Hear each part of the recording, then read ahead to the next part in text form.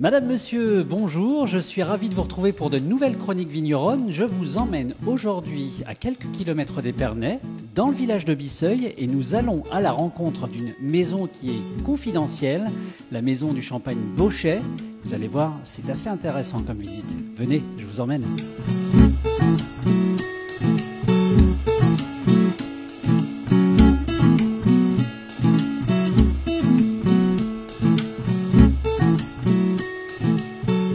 Nous sommes aujourd'hui avec Florence Bauchet qui nous accueille dans son domaine. Alors, on est dans le domaine Bauchet, à Bisseuil, et c'est vrai que la maison a une centaine d'années, mais 100 ans, j'allais dire, c'est presque très jeune.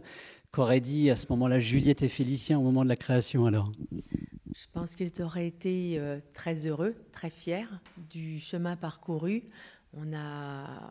Et nous aussi, on peut être fiers de l'élan qu'ils nous ont donné, de ce qu'ils nous ont apporté et de pouvoir transmettre, parce que derrière moi je fais partie de la 4e génération, mais derrière moi, il y a une 5e, il y aura peut-être une 6e génération, donc voilà, une grande fierté. Et la maison Bauchet, alors vous êtes effectivement à Bisseuil, mais il y a 34 hectares de vignes, je crois, sur 7 terroirs. Quels sont les terroirs principaux sur lesquels sont positionnés les vignes de la maison? Tout d'abord, je dois te parler du terroir de Grove, puisque c'est le terroir d'origine de ma famille. Juliette est née à Grove, Félicien, mon papa et mes oncles aussi, et j'ai encore beaucoup de mes cousins qui vivent à Grove. Ensuite, Bisseuil, là où nous sommes installés. C'est un terroir que mon papa et mes oncles ont acheté dans les fin des années 50. Et puis aussi une particularité, un gros vignoble dans l'Aube, dans la Côte des Bars, sur 5 villages. Brageonne-Beauvoir, c'est l'Hérisset, très très au sud. Bar-sur-Seine, Bligny, Vitry-le-Croisé et Saulcy. 7 terroirs, mais aussi une belle histoire de famille que symbolise d'ailleurs le logo, parce que quand on regarde le logo, on voit très bien le B de Bauchet, qui symbolise un cœur, un très joli cœur d'ailleurs, qui est, j'allais dire, le symbole de toutes les cuvées aussi, parce que vous avez combien de cuvées précisément dans la maison? 6 cuvées. Actuellement, oui, en passant par des assemblages d'années de cépages, des millésimes, et puis des monocépages, un blanc de noir, un blanc de blanc. Voilà. 6 cuvées, mais une qui est assez particulière, il faut le dire, parce que comme je le disais, la maison fête ses 100 ans cette année, et 100 ans, c'est pas rien, c'est effectivement une très belle histoire, et une histoire qui est symbolisée par une cuvée spéciale qu'a réalisé un artiste local, Yemza. On voit très bien, effectivement, on reconnaît pour les connaisseurs rémois, en tout cas, puisque l'artiste Yemza Vincent est né à Épernay, grandi à Reims, exerce sa profession à Reims, mais je pense qu'il y a tout un symbole derrière cette cuvée. Qu'est-ce que la cuvée représente précisément? Comme vous l'avez dit, la fête. C'était presque l'artiste lui-même qui a choisi le thème. On lui avait dit que c'était pour notre centenaire, mais moi, au départ, je connaissais le travail de Yemza pour les dessins en noir et blanc. Et quand nous lui avons parlé de notre projet, il a été tout de suite très enthousiaste et il nous a tout de suite proposé des choses en couleur.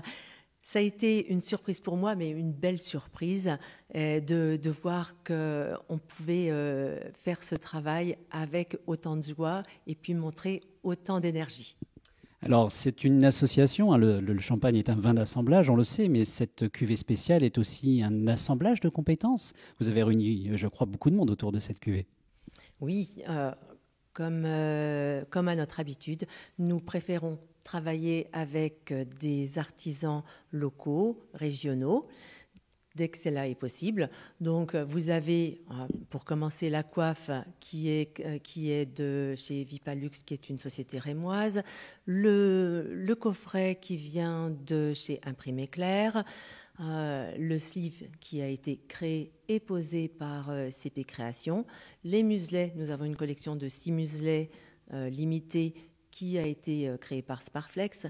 Les photos de toute cette belle édition ont été réalisées par Véronique Montané.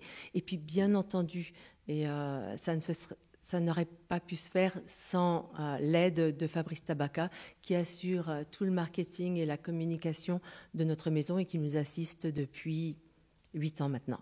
Alors Florence, effectivement, la maison Bochet, j'allais dire, on la connaît quand on habite dans le coin, mais c'est vrai qu'il y a quand même un petit peu, j'allais dire, une forme de confidentialité de la maison dans sa communication. C'est aussi un souhait ou vous vous attaquez aussi à des marchés français, des marchés internationaux? Comment ça se passe précisément? Je pense que c'est quelque chose d'assez nouveau. C'est un souhait, peut-être de ma part, de communiquer davantage.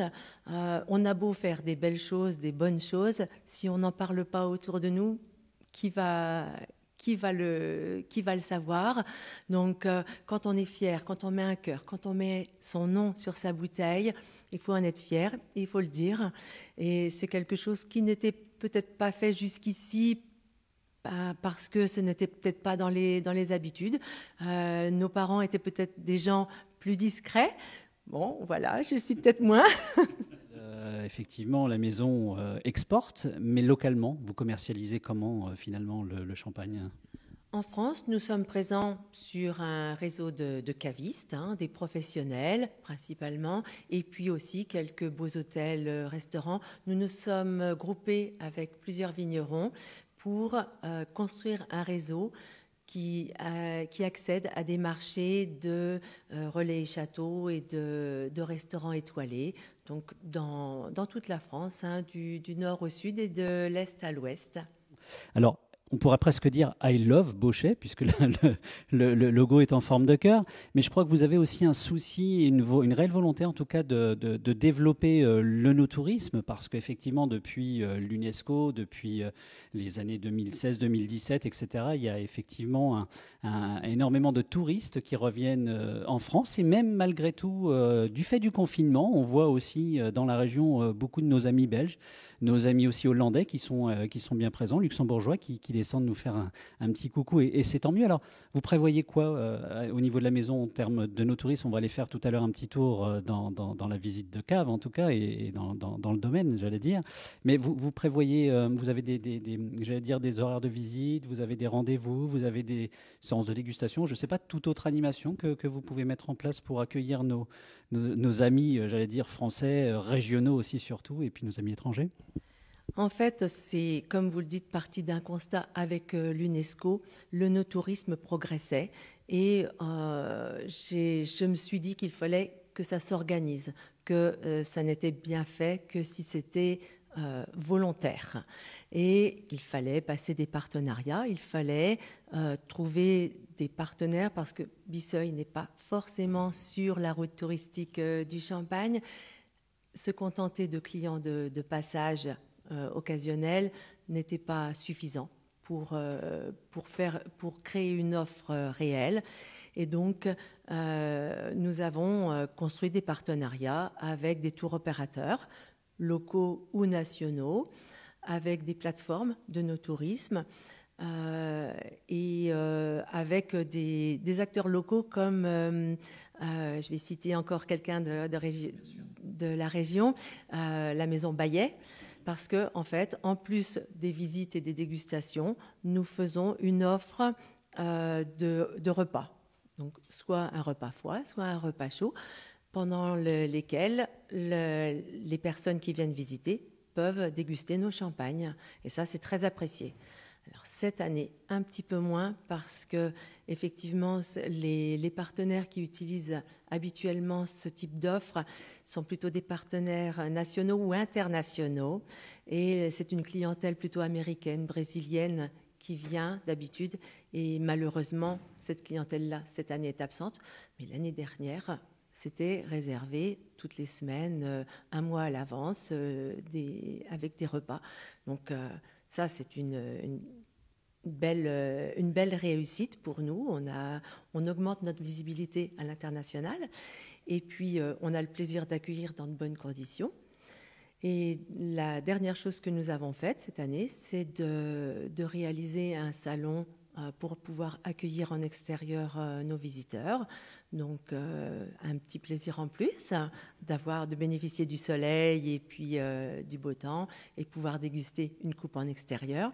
Et nous avons revu l'éclairage de nos caves parce que nous avons des très belles caves très anciennes en craie et qui n'étaient pas suffisamment mises en valeur. Et là, je pense qu'on a fait une très belle chose. Donc on continue chaque année de remettre une pierre à l'édifice. On nous a légué un très bel outil de travail et nous souhaitons maintenant le mettre en valeur, en parler et communiquer.